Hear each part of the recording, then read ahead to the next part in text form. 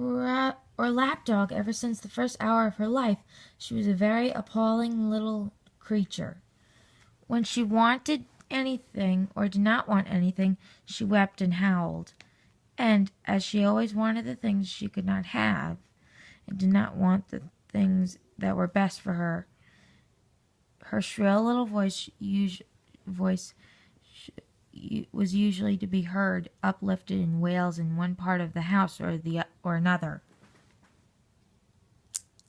Her strongest weapon was that in some mysterious way she had found that a very small girl who had lost her mother and was a person who ought to be pitied and made much of.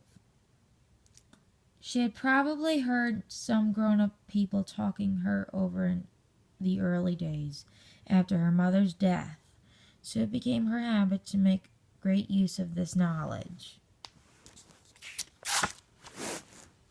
The first time Sarah took her in charge was one morning when, on passing a sitting room, she heard both Miss Minchin and Miss Amelia trying to suppress the angry wails of some child who evidently refused to be silenced.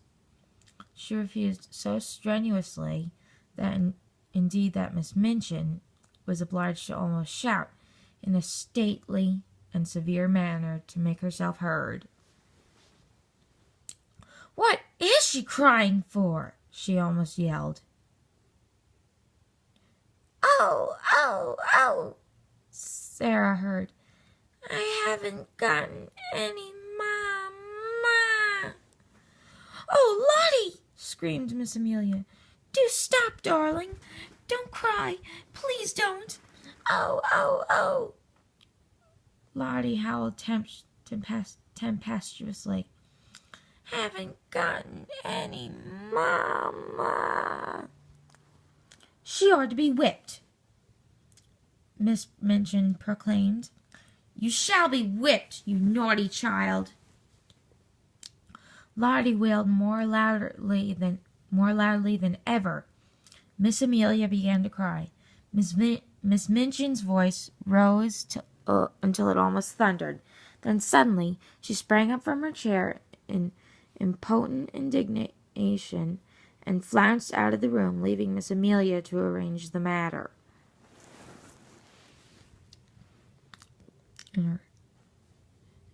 Sarah had paused in the hall, and wondering if she ought to go into the room, because she had recently begun a friendly acquaintance with Lottie and might be able to quiet her.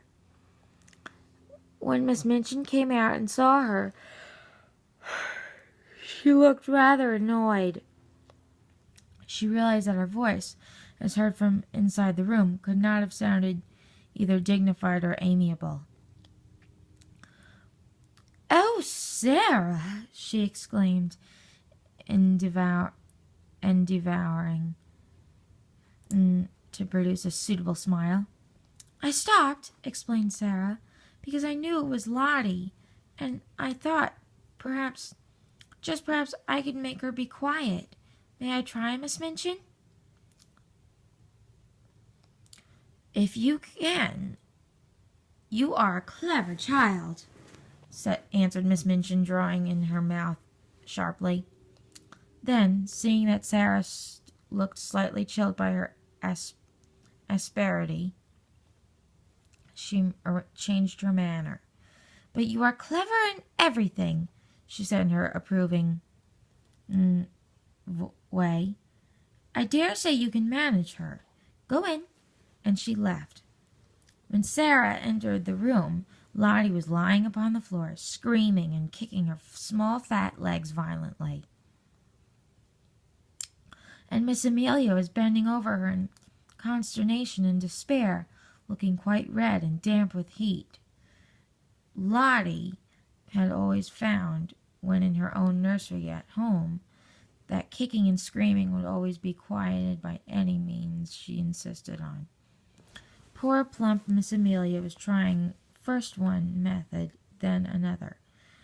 "Poor darling," she said one moment. "I know you haven't any Mama."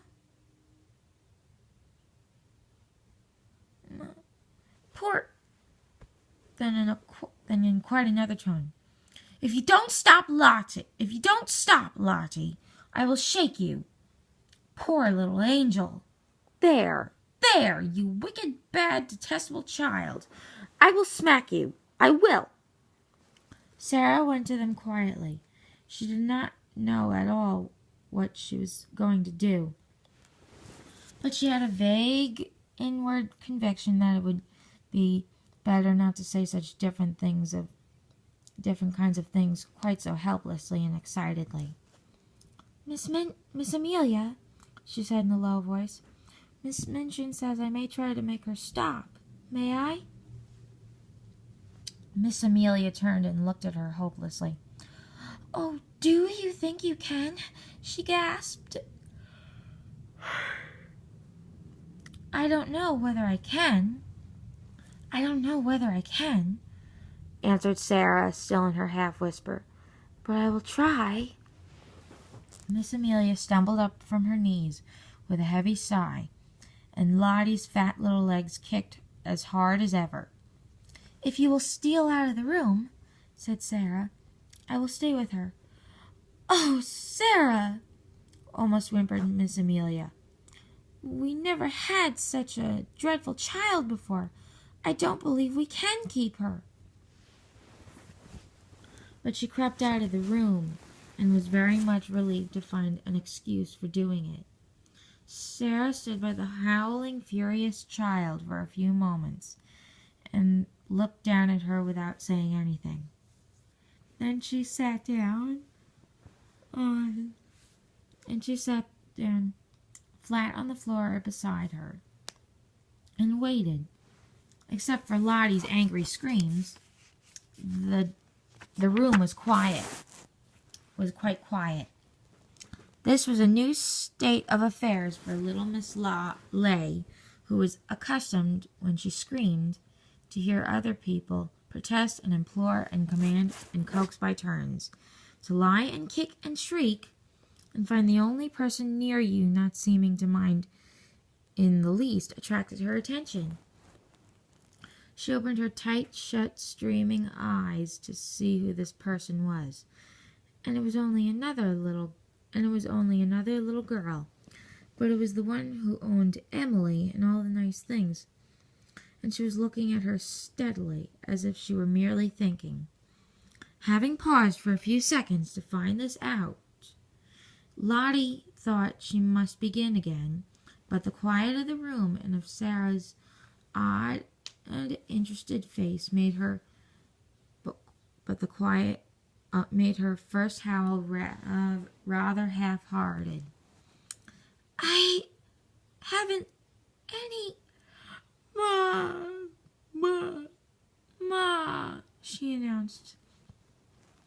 But her voice was not so strong. Sarah looked at her more steadily, but with a sort of understanding in her eyes. Neither have I, she said. This was so unexpected that it was astounding. Lottie actually dropped her knees, gave a wriggle, lay and stared. A new idea will stop a crying child when nothing else will. It was also true that while Lottie disliked Miss Minchin, who was cross, and Miss Amelia, who was foolishly indulgent, she rather liked Sarah, little as she knew her. She did not want to give up her grievance, but her thoughts were distracted from it, so she wriggled again, and after a sulky sob, said, Where is she?